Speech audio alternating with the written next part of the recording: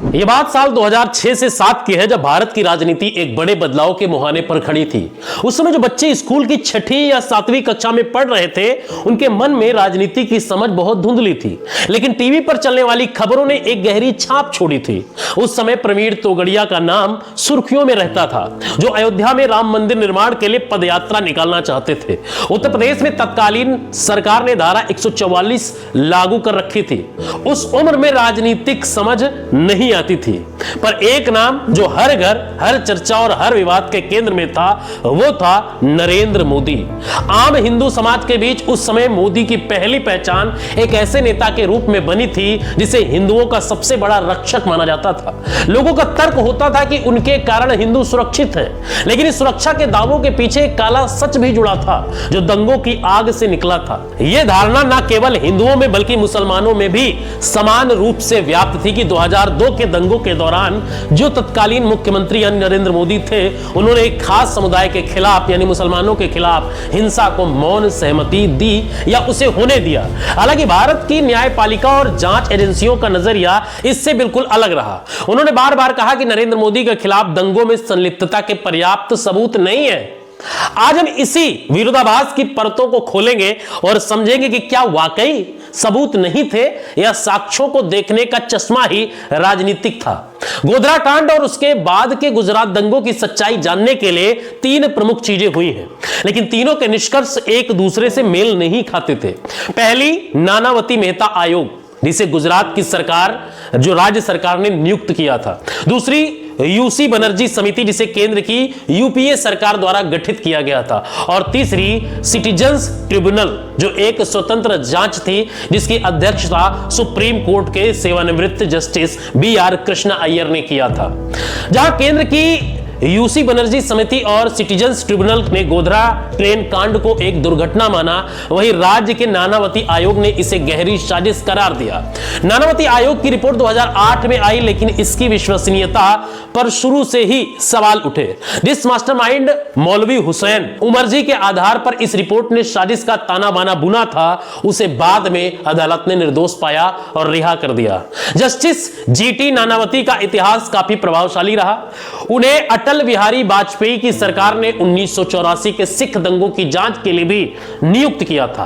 उस जांच में नानावती के कांग्रेस के कद्दावर नेताओं जैसे जगदीश टाइटलर और सज्जन कुमार पर उंगली उठाई थी। यहां तक कि 2 पूर्व प्रधानमंत्रियों PV नरसिम्हा राव और IK गुजराल से भी पूछताछ की गई थी। परंतु वही नानावती जब गुजरात दंगों की जांच कर रहे थे, तो उन्होंने एक बार भी नरेंद्र मोदी को पूछताछ के लिए नहीं बुलाया।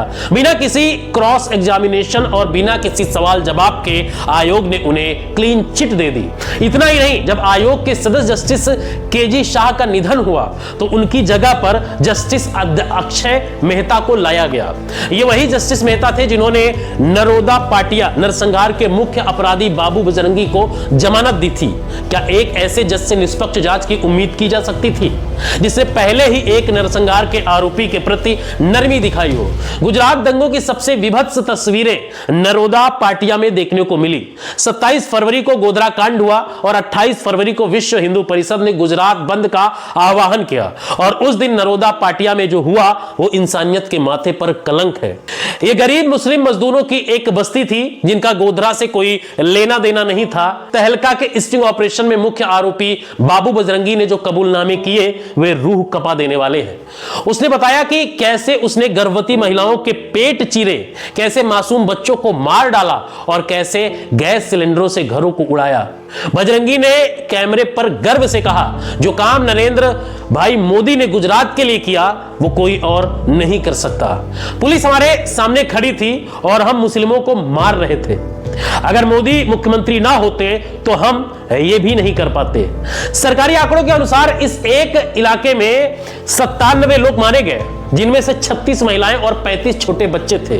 ह्यूमन राइट्स वॉच की रिपोर्ट में शाहीबाग के दरिया खान घुम्मट कैंप का जिक्र है, जहां सामूहिक कब्रें खोदी गई थी। वहां एक कब्र खोदने वाले ने बताया कि उसने ऐसी महिलाएं दफन की थी जिनके पेट से उनके अजन्मे बच्चे बाहर निकले हुए थे। यह नरसंहार पुलिस की नाक के नीचे 10 घंटे तक चला, लेकिन कोई मदद करने नहीं पहुंचा। नरोदा पाटिया केस में एक और नाम प्रमुखता से उभरा, माया कोडनानी। वो आरएसएस की महिला विंग से जुड़ी थी और इलाके की विधायक थी। ट्रायल कोर्ट की जज ज्योत्सना याज्ञिक ने उन्हें इस दंगे की किंग पिन बताते हुए 28 साल की सजा सुनाई थी। विडंबना देखिए, जिस महिला पर सामूहिक बलात्कार और हत्याओं की भीड़ को उकसाने का आरोप था, दंगों के बाद उसकी राजनीतिक किस्मत चमक गई।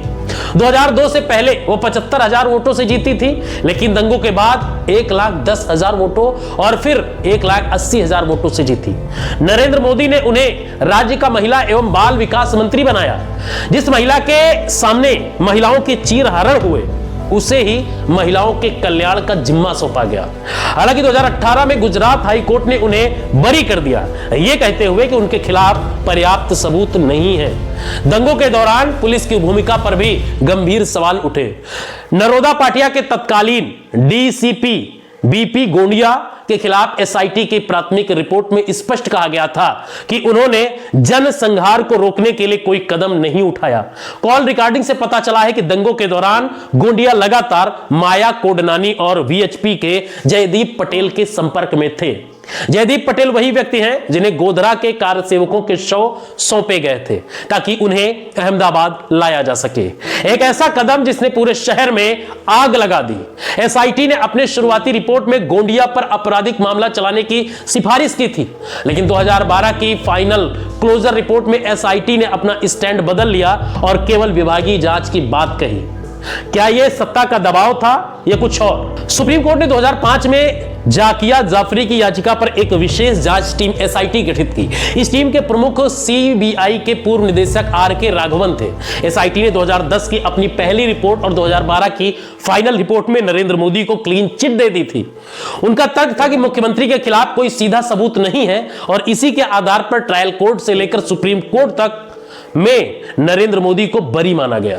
लेकिन यहां गौर करने वाली बात यह है कि इस पूरी प्रक्रिया में ना कोई एफआईआर हुई, ना कोई ट्रायल हुआ और ना ही कोई क्रॉस क्वेश्चन हुए। जांच के निष्पक्ष होने पर तब और भी गहरा संदेह हुआ जब एसआईटी प्रमुख आरके राघवन को रिटायरमेंट के बाद मोदी सरकार ने साइप्रस में भारत का हाई कमिश्नर नियुक्त किया। राजनीतिक गलियारों में इसे एक शानदार इनाम के तौर पर देखा गया। हमें गोधरा कांड को भी निष्पक्षता से देखना होगा। 27 फरवरी 2002 को साबरमती एक्सप्रेस की बोगी नंबर S6 में आग लगी, जिसमें 59 कार सेवक मारे गए। यूसी बनर्जी समिति ने इसे हादसा कहा, जबकि चश्मदीदों और रेलवे पुलिस का कहना था कि भीड़ ने पहले पत्थरबाजी की और फिर पेट्रोल छिड़ककर आग लगा दी। खबरों की उस समय की रिपोर्ट बताती है कि कार सेवकों ने ट्रेन में और स्टेशनों पर मुस्लिम दुकानदारों के साथ बदसलूकी की थी। अयोध्या से लौटते समय कार सेवक उग्र नारे लगा रहे थे। गोधरा स्टेशन पर भी झगड़ा हुआ, जिसके बाद एक अफवाह फैली कि कार सेवकों ने एक मुस्लिम लड़की को उठा लिया है और इस अफवाह ने भीड़ को हिंसक बना दिया और नतीजा एक भयावह अग्निकांड के रूप में निकला।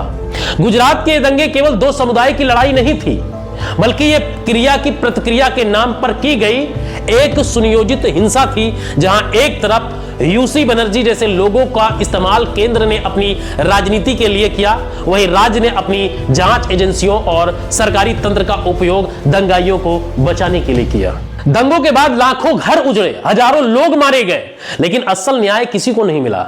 हत्यारे आज भी खुले घूम रहे हैं या राजनीतिक पदों पर आसीन हैं। माया कोडनानी जैसे नेता वोटों का ध्रुवीकरण कर जीतते रहे और नरेंद्र मोदी प्रधानमंत्री के पद तक पहुंचे।